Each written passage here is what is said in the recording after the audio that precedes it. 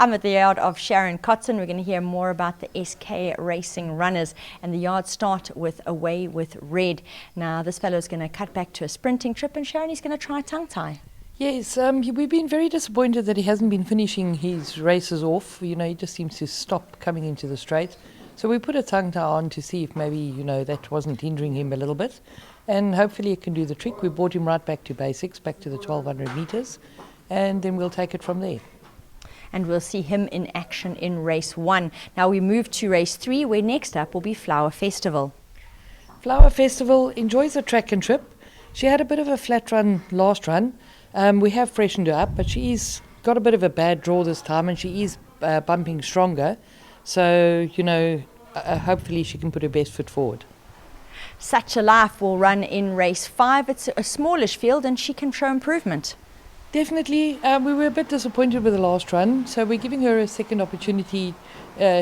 More interesting to see if she is going to see the distance out, because you know, that's what we thought that she would eventually see, and we think it's a nice small field, so it's a nice race for her to have a second chance.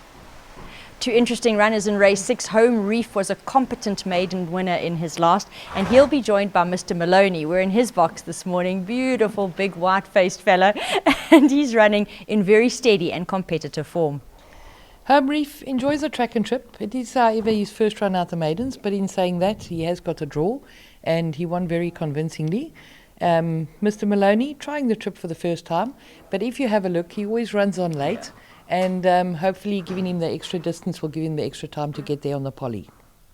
We move to race 7 here. Golden Link will be the last runner for the yard on the card. It is a competitive race. Golden Link looks to be a progressive 3-year-old, Sharon, but this is definitely his toughest task to date. It definitely is. We have stepped him up in class, but he has got the draw.